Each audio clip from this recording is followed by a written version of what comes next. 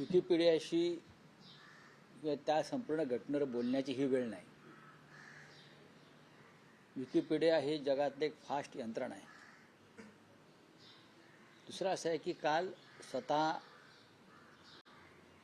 आदरणीय शरद पवार साहेबांनी त्या संदर्भात खुलासा केला. हा एक अपघात आहे. हा चौकशी आता कसली व्हायला पाहिजे तर काही तांत्रिक चुका झाल्यात का, विमानामध्ये काही अचानक बिघाड झाला का, विमानतळावरती काही यंत्रणेची काही त्रुटी होत्या का, याची चौकशी DGCA बरं का, director general of civil aviation यांच्या माध्यमातून होत असते. पण आतापर्यंत असे अनेक अपघात या महाराष्ट्रात आणि देशात झालेले आहेत आणि त्यांच्या चौकशीच्या आदेश DGCAने दिली. त्या सगळ्या चौकशांचं काय झालं हा काल अजित पवारांच्या अपघातानंतर निर्माण झालेला प्रश्न आहे. आतापर्यंत असे अनेक अपघात झालेले आहेत. चार्टर फ्लाईटचे, अहमदाबादला इतकं मोठं बोईंग विमान पडलं, हां, असंख्य लोक त्यात मारले गेले, गुजरातच्या माजी मुख्यमंत्र्यांचं त्यात निधन झालं. या सगळ्या चौकशा ज्या तुम्ही DGCAच्या मार्फत करता त्याचं पुढे काय होतं, त्याच्या अहवालामध्ये काय आहे, कुणाला दोषी पकडतात. ज्या कंपनीचं आम्ही विमान वापरतो, आम्ही सगळेच वापरतो, निवडणूक काळामध्ये खास करून अशा अनेक कंपन्यांकडून विमानं घेतली जातात. मग ते पायलट, इतर तंत्रज्ञ यांचं क्वालिफिकेशन, याची तपासणी, याची चौकशी, याची वैधता करणं हे DGCAचं काम आहे. काल बारामतीमध्ये यापूर्वीसुद्धा विमानं उतरलेली आहेत ना. बारामतीच्या त्या छोट्या विमानतळावर अजित पवार हे अनेकदा उतरलेले आहेत किंवा अनेकदा त्यांनी तिथून लँडिंग केलेलं आहे आणि याच प्रकारच्या विमानातून ते प्रवास करत असतील. पण नेमकं काल असं त्या विमानामधला जो बिघाड झाला असं दिसतंय किंवा व्हिजिबिलिटी नाही, विमानानं दोनदा उतरण्याचा प्रयत्न केला, ते उतरू शकलं नाही आणि विमान भरकटलेलं दिसतंय. आता CCTV फुटेज दिसतंय. याचा तपास जो टेक्निकल आणि इतर ज्या फॅक्ट्स आहेत त्याचा तपास DGCA करेल. बाकी माननीय शरद पवार साहेबांनी काल रात्री संपूर्ण खुलासा आणि निवेदन जे दिलेलं आहे ते बरोबर आहे. सर, आता आपण जो मुद्दा उपस्थित केला की DGCA कडनं चौकशा होता, त्याचं पुढे काय होतं, याच विमानाचा अपघात झाला होता त्याची देखील चौकशीचं पुढे काहीच नाही. अशा महाराष्ट्रात आणि देशामध्ये अशा अनेक अपघातांच्या चौकशांच्या घोषणा झालेल्या आहेत. त्याचं पुढे त्या चौकशीतून काय निष्पन्न झालं, म्हणजे माझ्या माहितीप्रमाणे माधवराव शिंद्यांपासून बरं का असे अनेक अपघात आम्ही पाहिले आणि त्याच्यामध्ये अनेक महत्त्वाच्या लोकांचा मृत्यू झाला. त्यांचं पुढे काय झालं याचा कधीही अहवाल हा देशासमोर आला नाही. निदान महाराष्ट्राचे उपमुख्यमंत्री अजित पवार यांच्या विमानामध्ये नेमका कोणता बिघाड झाला किंवा त्यावेळेला नक्की काय झालं. ब्लॅक बॉक्स मिळालेला आहे. ब्लॅक बॉक्स मिळाल्यावर अनेक गोष्टींचा उलगडा होतो. पायलट आणि को पायलट यांचा अनुभवसुद्धा चांगला होता. त्यांनी साधारण त्यांच्याकडे 1600 तासांचा अनुभव आहे हे माझ्या वाचनात आलं. तरी जर हा अपघात काही तांत्रिक कारणामुळे झाला असेल तर DGCAनं या संदर्भातली माहिती समोर आणली पाहिजे, कारण भविष्यामध्ये अशा प्रकारचे अपघात होऊ नयेत. राजकारणी अशा प्रकारची विमानं वापरतात. राजकारण्यांकडे आता वेळ नाही. पूर्वी लोक ट्रेनने प्रवास करायचे, रस्त्यानं प्रवास करायचे. आता फार त्यांना घाई आहे, ते विमान घेतात, विमानात बसतात आणि ताबडतोब निघून जातात. पण त्या विमानाची कंडिशन, त्या विमानाचे पायलट, त्या विमानांचा मेंटेनन्स, अशा अनेक गोष्टी आता चर्चेला आलेल्या आहेत, खास करून अजितदादांच्या अपघातानंतर. कारण अजितदादांचा अपघात हा महाराष्ट्रावर झालेला आघात आहे. अजितदादांसारखा उमदा नेता ज्या पद्धतीनं अपघातामध्ये आम्हाला सोडून गेला, त्यानंतर या सगळ्या विषयावर महाराष्ट्राची जनता अत्यंत गांभीर्याने पाहते. आणि इतर नेतेसुद्धा अशा पद्धतीनं जे घाईघाईनं प्रवास करतात, बरं का, ते सुद्धा चिंतेत आहेत. राज्याचे मुख्यमंत्री प्रवास करतात, राज्याचे उपमुख्यमंत्री जे आहेत आपले दुसरे शिंदे, ते सातत्याने विमानामध्ये असतात. अशा प्रकारचे त्यांचे सतत दौरे सुरू असतात. साताऱ्याला जातात, दिल्लीत जातात, विमानाशिवाय फिरत नाहीत आमचे राजकारणी. त्याच्यामुळे आता हा जो विषय आहे हा अत्यंत गांभीर्याने घेणं गरजेचं आहे. काल स्वतः उद्धव ठाकरे, आदित्य ठाकरे हे रात्री उशिरा बारामतीमध्ये पोहोचले. एक सांगतो तुम्हाला, मुंबईतून ते रस्त्याच्या मार्गाने बारामतीत पोहोचले मध्यरात्रीनंतर. आणि त्यांनी पवार कुटुंबियांची विद्याप्रतिष्ठानमध्ये जाऊन भेट घेतली, सांत्वन केलं. आताही ते पुण्यातच आहेत पक्षप्रमुख. मला वाटतं मनसे प्रमुख, महाराष्ट्र नवनिर्माण सेनेचे प्रमुख राज ठाकरेसुद्धा बारामतीमध्येच आहेत.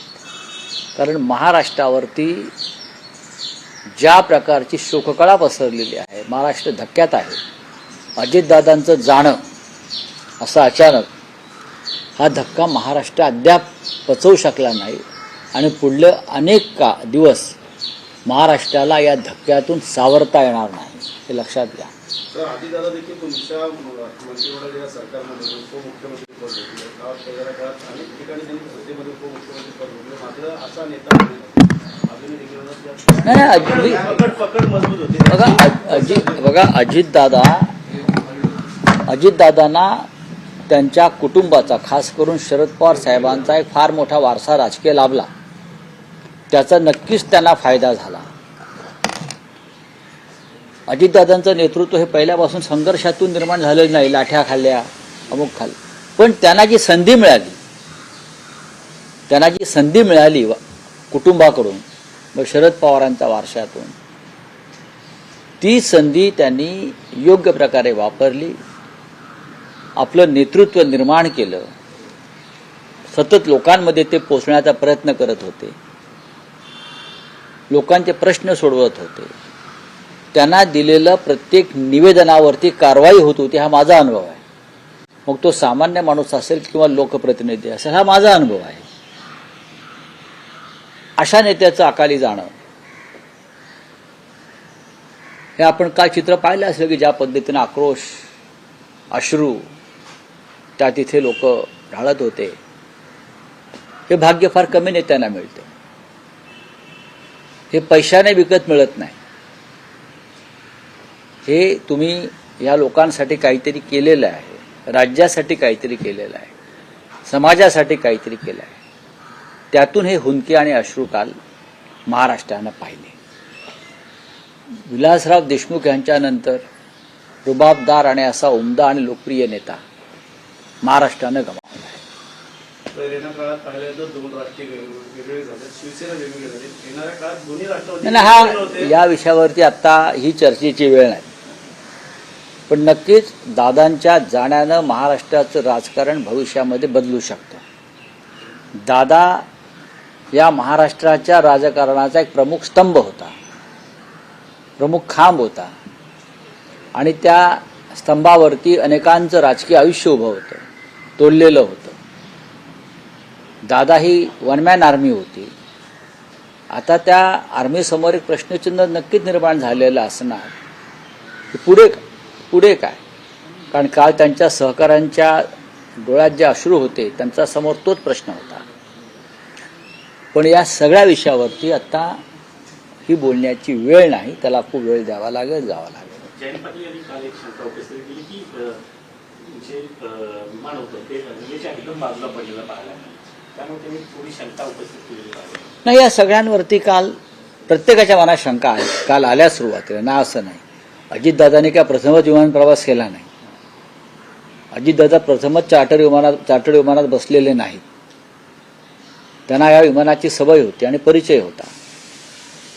पण काल सन्माननीय शरद पवार साहेबांनी जे एक निवेदन केलेलं आहे, ज्या शंका आहेत त्या शंकांना निरसन करणारं मला असं वाटतं आपण त्या गोष्टी त्यांनी सांगितलेल्या मान्य केल्या पाहिजेत. हा एक अपघात होता, पण त्या अपघाताची जी तांत्रिक कारणं आहेत त्याची चौकशी डीजीसीए करेल.